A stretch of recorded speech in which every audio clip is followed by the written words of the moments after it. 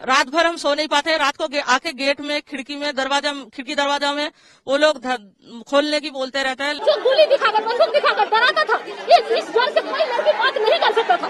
सबका दिल में डर है कि हमारा बच्चा को मार देगा, हमारा पति को मार देगा, कि हमको मार देगा। ये पुलिस, राज्य पुलिस कभी नहीं पकड़ेंगे शाहजहां को। आक्रोश में ये महिलाएं पश्चिम बंगाल के संदेशखाली गांव की हैं और इनकी आवाज में जो दर्द है, गुस्सा है, वो सालों से तृणमूल कांग्रेस के कुछ नेताओं के हाथों लगातार शोषण, उत्पीड़न किए जाने का है।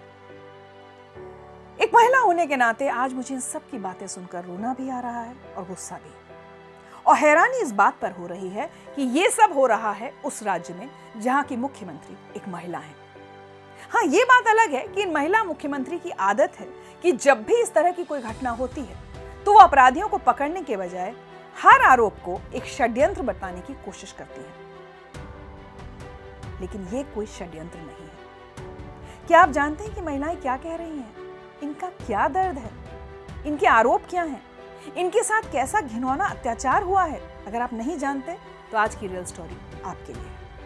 नमस्कार, मैं हूं ऋचा अमृत और आज मैं आपको वो रियल स्टोरी दिखाने जा रही हूं जिसे देखना हर देशवासी के लिए बेहद जरूरी है।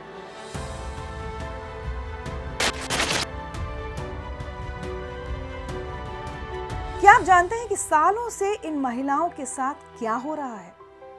इन महिलाओं का आरोप है कि तृणमूल कांग्रेस के नेता शेख शाहजहां और उसके कुछ साथी उन्हें घर से जबरन उठा कर ले जाते थे, उनका शारीरिक शोषण करते थे और महिलाएं सालों से ये सब कुछ सह रही थी। और एक दिन ऐसा आया कि महिलाएं आक्रोश में सड़क पर निकल गईं। इन महिलाओं का सड़क पर यूं निकलना आसान नहीं था, लेकिन जब इन पर अत्याचार बर्दाश्त से बाहर हो गए तो 8 फरवरी को अपना डर त्याग कर, शर्म लिहाज की दीवारों को तोड़कर सैकड़ों की संख्या में वो सड़कों पर उतर आई।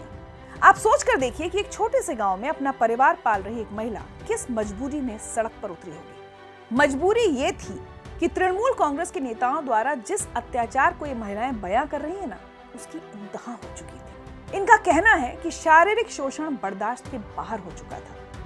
पुलिस आरोपियों के साथ खड़ी थी और राज्य की महिला मुख्यमंत्री अपनी आंखें मूंदे बैठी थी। अब मैं आपको एक ऐसी बात बताने जा रही हूं जिसे सुनकर आपके रोंगटे खड़े हो जाएंगे। एक रिपोर्ट के मुताबिक विवाहित और अविवाहित महिलाओं को देर शाम तृणमूल कांग्रेस की पार्टी बैठकों में आने के लिए मजबूर किया जाता था। आरोप यह है कि तृणमूल कांग्रेस के नेता देर शाम महिलाओं को उनके घरों से जबरन उठा कर ले जाते थे, जहां पार्टी के नेताओं और कार्यकर्ताओं द्वारा उनका शारीरिक शोषण किया जाता था।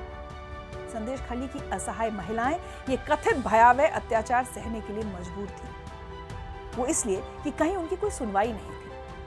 आरोप है कि महिलाओं पर यह अत्याचार ममता बनर्जी की टीएमसी के नेता शेख शाहजहां के इशारों पर हो रहा था। पीड़ित महिलाओं ने टीएमसी के ही नेता उत्तम सरदार और शिबू प्रसाद हाजरा के भी शाहजहां के साथ इस कथित अत्याचार में शामिल होने का आरोप लगाया है। संदेशखाली की महिलाओं ने हर तरह से अपना दर्द बयां किया, लेकिन सूबे की मुख्यमंत्री ममता बनर्जी तक इन महिलाओं का दर्द नहीं पहुंचा। हमेशा की तरह उन्हें इसमें भी राजनीतिक षड्यंत्र ही नजर आया। पार्टीर लोक देखे जाबे कौन बाड़ीर बहू देखते सुंदर। टीएमसी के लोग घर घर जाकर देखते थे किस घर की कौन सी बहू सुंदर है, के कौन बॉयशी, उम्र में कौन कम है। ये बंगाल की संदेशखाली की महिलाएं पत्रकारों से बांग्ला में कह रही थी, तुमी स्वामी होते पारो किंतु तुम्हार कोनो अधिकार नहीं।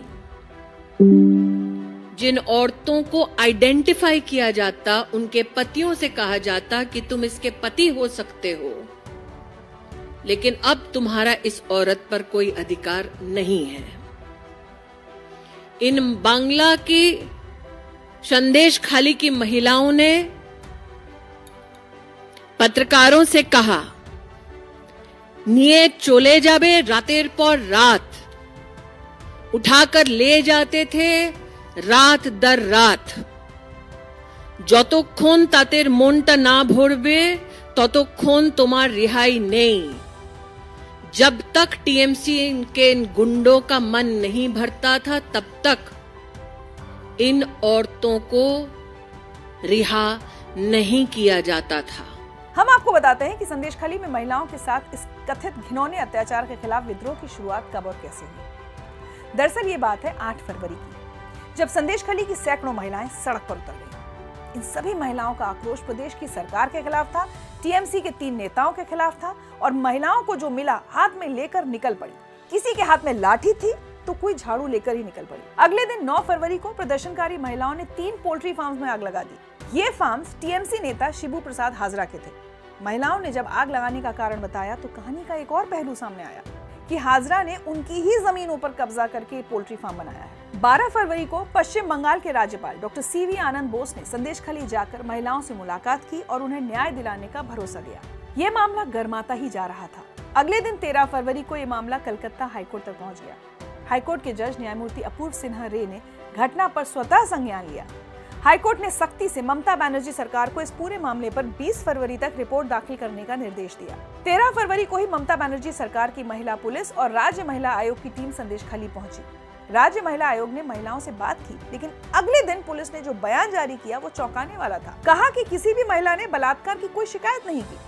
हालांकि जांच की रस्म अदा करने का आश्वासन भी दिया गया। राष्ट्रीय महिला आयोग ने भी संदेशखाली का दौरा किया। एनसीडब्ल्यू ने रिपोर्ट में दावा किया कि टीएमसी नेताओं ने महिलाओं का यौन उत्पीड़न किया है। बहुत ज्यादा ज्यादती हुई है महिलाओं पर और गली गली में जाकर मैं बात करना चाहती हूँ सभी महिलाओं से और उनको संतावना देना चाहती हूँ कि मैं उनके साथ खड़ी हूँ ताकि वो आगे आके बात करने की हिम्मत रख सके। मामला इतना बढ़ा कि भाजपा के राष्ट्रीय अध्यक्ष जेपी नड्डा ने भी एक हाई लेवल कमेटी का गठन किया।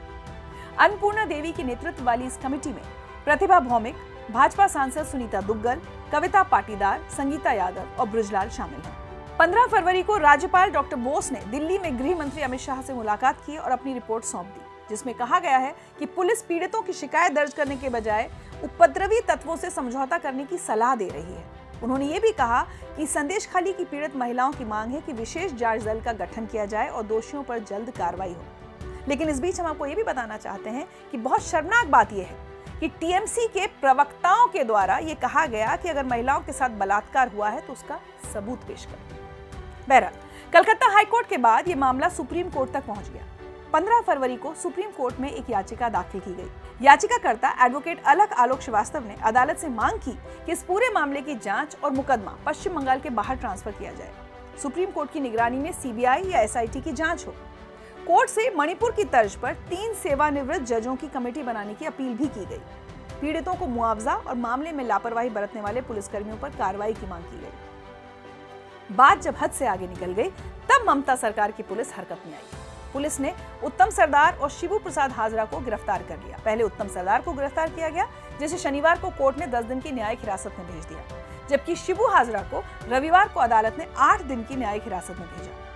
पुलिस ने उत्तम सरदार और शिबू हाजरा के खिलाफ सामूहिक दुष्कर्म और हत्या के प्रयास की 2 धाराएं जोड़ी हैं। पुलिस ने अब तक कुल 18 लोगों को इस मामले में गिरफ्तार किया है। अब तक शिबू को लेके 18 लोग अरेस्ट हुए हैं और बाकी जो केसेस हैं, जो भी कंप्लेंट्स हमें मिल रहे हैं, उसकी इन्वेस्टिगेशन चल रहा है। जैसे जैसे प्रोग्रेस होगा वैसे हम अपडेट देते रहेंगे। इसके अलावा मैजिस्ट्रेट के सामने सीआरपीसी की धारा 164 के अंतर्गत एक पीड़ित के बयान के बाद पुलिस ने धारा 376D यानी सामूहिक बलात्कार और धारा 307 यानी हत्या के प्रयास के आरोपों को शामिल किया है।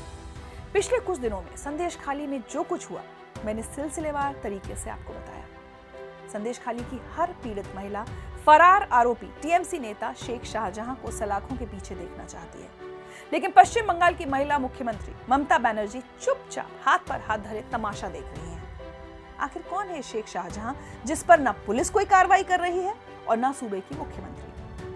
अगर हम शेख शाहजहां के बैकग्राउंड के बारे में बात करें तो उस पर महिलाओं के साथ जघन्य अपराध के आरोपों के अलावा कई और आरोप हैं। संदेशखाली के स्थानीय लोगों के मुताबिक शेख शाहजहां बांग्लादेशी मूल का व्यक्ति है।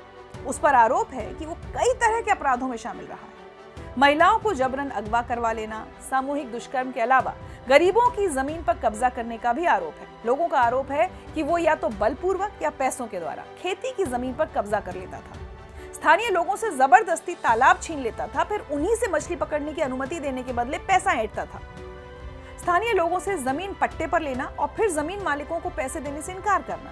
ये सब शेख शाहजहां अपने 2 करीबियों की मिली भगत से करता था, शिबू प्रसाद हाजरा और उत्तम सरदार। या शिबू प्रसाद हाजरा और उत्तम सरदार यहाँ का जमी का जो ये वो नहीं दे रहा है। जोरपूर्वक यहाँ का पार्टी लीडर है, यहाँ का टीएमसी पार्टी लीडर है। यहाँ का SC ST का जमी का जो चाष योग्य जमी होता है, एग्रीकल्चर का लैंड, वो एग्रीकल्चर लैंड वहाँ ने हड़प कर लिया है। और ये सब इसलिए संभव हो सका क्योंकि टीएमसी की कर्ता धर्ता और राज्य की मुख्यमंत्री ममता बनर्जी की इन पर मेहर बरस रही थी। संदेशखाली की महिलाओं पर टीएमसी नेताओं द्वारा हुआ ये अत्याचार दिल दहला देने वाला है।